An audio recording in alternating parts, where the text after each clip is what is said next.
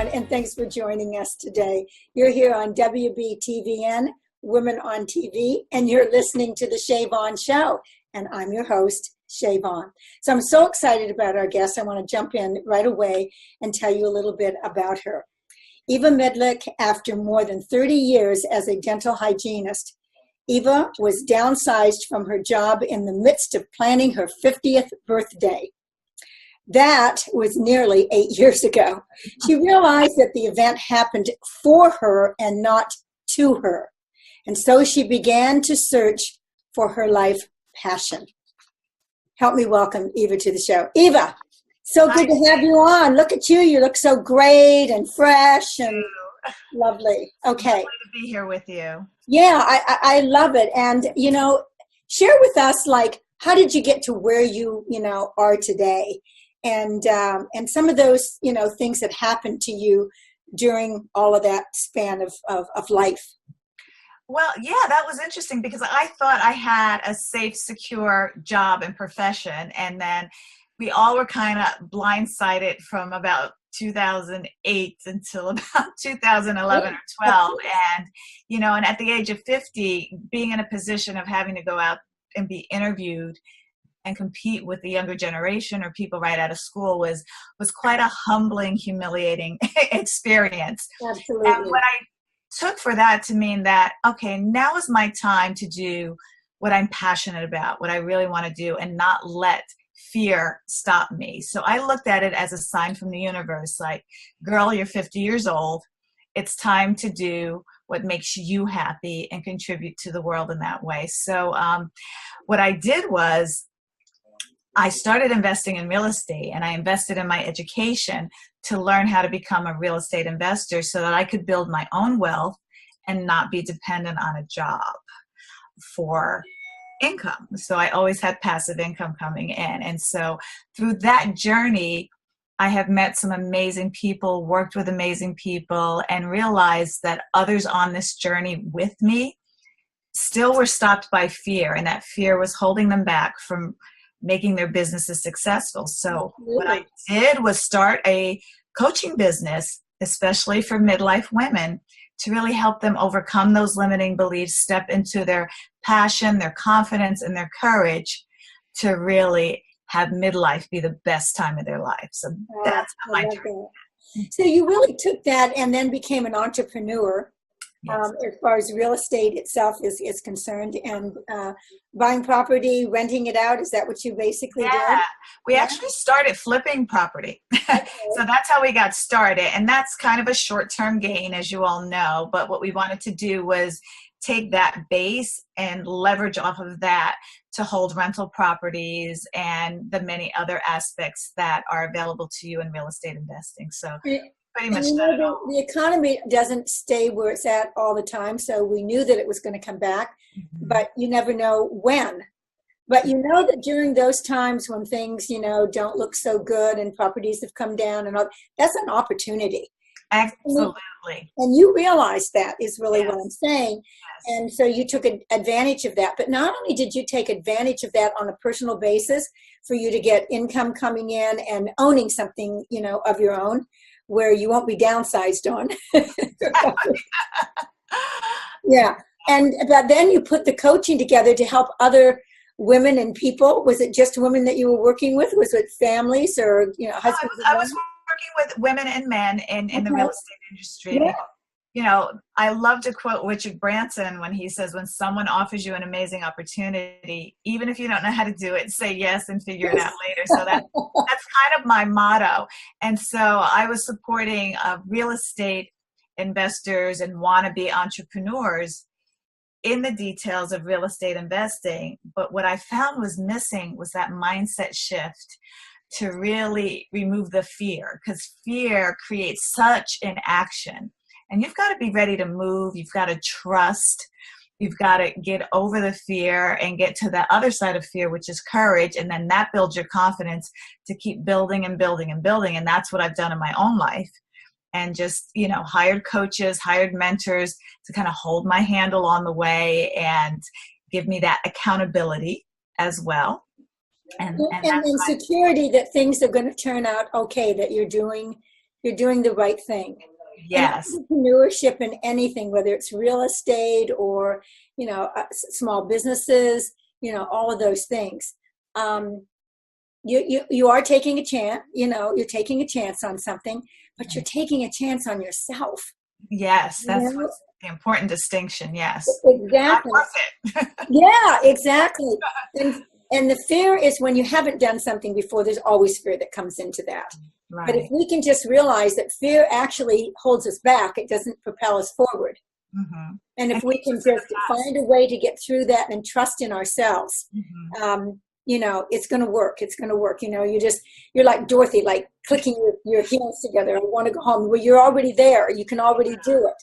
Yeah, And that's the case in many decisions that we make.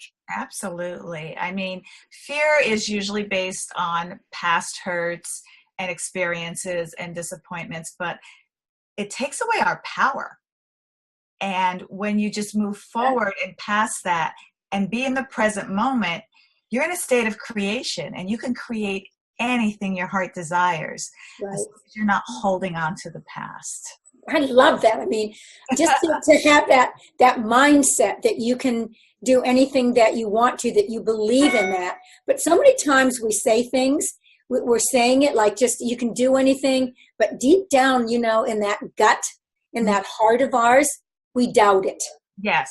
We Yes. doubt it. And so that's what holds us back. Yeah. And because you have to believe when you say those words so deeply inside that you're going to make this work, and you will. Mm-hmm. But you got to get rid of that fear and that doubt and all of those things that step in front of us where we don't really need to even see them. They're gone, like just flicking it away. Yes. And that's where support from accountability partners, coaches, mentors, people who have been on that path before, who can literally hold your hand. I find when you try to do it yourself, you can enroll yourself in your own nonsense about why it wouldn't work. Of And course. you need to be around like-minded people who can remind you of why it will work. Yeah. You get to do, there's always books, there's shows like this, there's Facebook groups. I mean, there's so many places where you can find accountability and to be infused with positive energy and influence and guidance and support along the way. With this online world we have, there's no excuse to have fear continue to hold you back. There's so many support opportunities out there, Yes. and we need to look for them. They don't come knocking on our door, right? Right. But they're there, Mm-hmm. and they're open-minded, open arms, open heart. You just need to, do it. You just need to get there. Mm-hmm. And find that there are people that have felt the same way that you have, and yet they've turned that into success and turned it into, it's more than success. It's believing in yourself and just, knowing that you can. The next thing that comes up with that, even in business, once you've developed it, like the real estate things, there's decisions to make along the way. Is this the right property? Is this, am I making the right decision? Even though you're ready to do it, there's still doubt sometimes about, is there something that is something else I should be looking at rather than this particular one? Or what are the ups and what are the downs on this? That's such a part of it. And, Yeah, and that's why you need someone who has been on that journey. right. To teach you how to evaluate properties, how to create outs for yourself so that if it doesn't work out, then you can just walk away, let it go and not lose anything and just learn the lessons from it. So, but, I find that, your why, oh yeah, you're right. has to be really, really strong for you to be in constant committed action towards what you want to create in your life. If you don't have a strong why, and I did, my family, Of course. Aging parents. But not always do people have that kind of, support. Yeah. Yeah, but that's so important. But I always say my why is my why not. Yeah. And your why has to be greater than your why not. And for exactly, me, that's what it's all about. Why would you want to do that? And it's like, why not? Yeah. I don't have a guarantee Right. that it's going to work. But I have me, and I know I'm going to put 100%, into it. And the truth of the matter is 100% gets you the success that you need. Exactly. Just don't try to fool yourself that 80% is going to get you there, right? Yeah. It's up to me.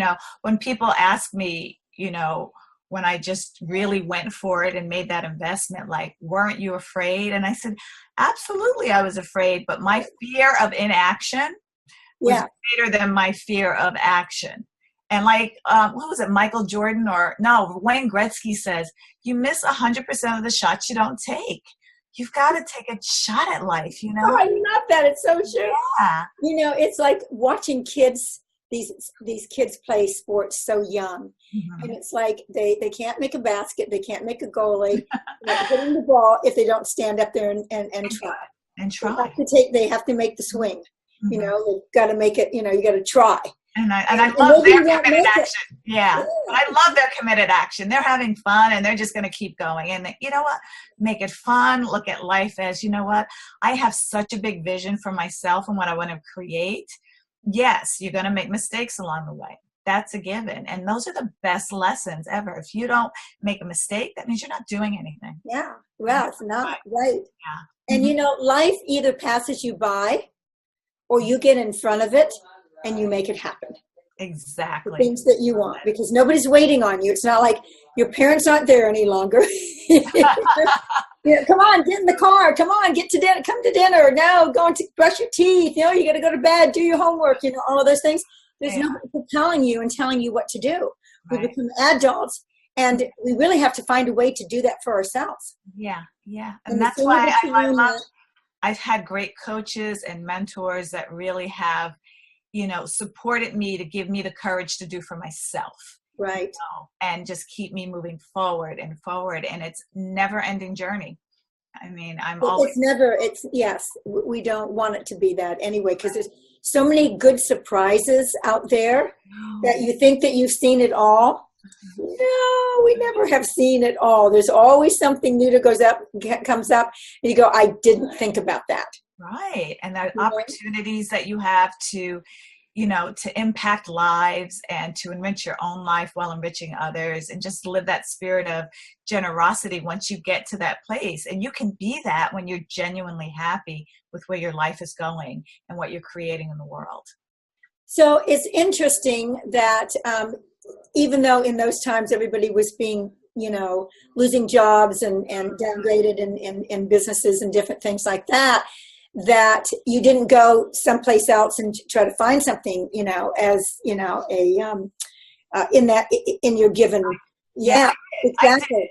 And that's when I knew that, this is not going to work. This isn't what I was meant to be. No, this is not, for me to have my dream life and the freedom that's attached to it, getting bogged down to another new job where I maybe get a week vacation, if anything, was not the lifestyle I wanted to live into my, 50s, 60s, and 70s. So, and it was depressing. It really did. And I was like, okay, this is not the path that my life was meant to be on. And Eva, the thing that I love is another thing that I love, because I love so many things about you. But it is the fact that not only did you do this for yourself, but you have a great passion about helping women or other people in their midlife overcome, their limitations and their beliefs. Yes, because we have so much to offer, don't we? We do. I mean, we are a force to be reckoned with in the world, and for us to hide our gifts, in my opinion, is just really selfish. Yeah. Whatever that looks like for you, you need to get that out there and share yourself, your vibrant, alive, beautiful, healthy self with the world. It's really funny because you see so many people that they've got a lot of talent just by talking to them and listening to what they have to say. And yet the truth of the matter is that they've got this, well-kept secret that they actually need to share with the world. And they just don't know how to quite go about that. And it does take, it takes mentoring. It takes other people to help you. Yes. Everybody needs help. Everybody needs guidance. And if somebody before us has already done some of the things that we are trying to achieve, then, let them help you. Yes, exactly. And accept help and ask for help And and that's for it. support. And then when you Absolutely. get to that place, you can be that help and support for someone else. I'm always about paying it forward and sharing your gifts and being generous. So what's the biggest, we talked about fear and that, but the possibilities for women in midlife once they have, conquered their limiting, beliefs and whatever, how do you coach them to take that next step forward? Well, I first kind of peel back the layers of fear. And once you peel it back, you're realizing that it's not that scary after all what you're afraid of. I remember having a coach do that with me years ago, and it's just like, oh, yeah, it's a lot of it is made up fear. But what I coach people into is taking small, actionable, committed action, courageous steps. So first of all, you've got to be committed. Make that decision, be fully committed. And once you're fully committed to a goal, then we can really support you in that decision moving forward.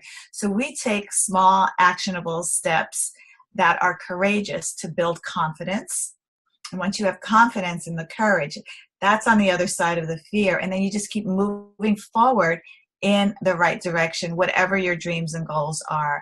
And I work with women to, I have what's called my 7 daily tips for conquering limiting beliefs. And it's just actionable practices that we do to start off our day throughout the day that we keep in mind. And it really moves us past being in our own head and having all that doubt and fear and getting us focusing out in the world. And it just strengthens our resolve. And we see how impactful we can be when we practice these tips. So what is your daily, habits that, keep keep you going and keep you getting up every single morning and with a smile on your face and ready to, greet the day? Besides my dog, what I do is... He's looking in your face. Of course you're going to get it. She's amazing. I have a personal mantra that I created for myself because I realized what my biggest fear was holding me back. And so I created an empowering mantra, and I stand in the shower and I say it out loud, and I start my day with that. And I also work out a little bit. We hear that? I would love to hear that one. My mantra? Yes. Okay. I can just hear you are in the shower and the, water's coming down on you, and Yeah, and it's usually cold water when I do it, by the way. Okay. Okay, so here, my thing was I was afraid to use my voice. Okay. I didn't think anybody would hear or what I had to say mattered. And that was a big one, keeping me quiet and internal. So I am confident. I am strong. My words have power and purpose. When I speak, I motivate and inspire. I listen, and I am heard. What I have to say matters.